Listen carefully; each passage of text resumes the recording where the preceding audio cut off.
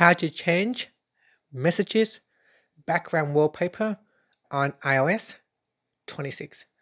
Now, before we can use or make the change to the messages background, make sure you update your iOS 26. That is a new feature in iOS 26. After that, open up your text messages and then open up a conversation. So here you can see I have one conversation here and another one right here where it has a different background. So open up a text conversation and at the top here, tap on the name of your contact, then tap on background tab.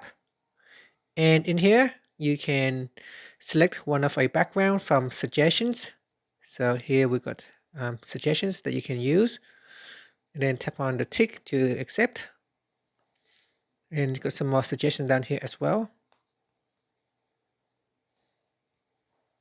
So I'm going to select one from here, rainforest, firework, birthday, and then tap on the yes button to accept. So it is now generating images.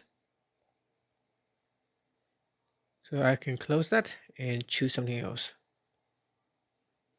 And it will automatically generate background images right here. And then tap on the accept button at the top. And that is what it looks like. You can change your color style. We can pinch to crop it as well. And then tap on the accept button. Now tap on the back key to close that. And that's it. We have now set a background.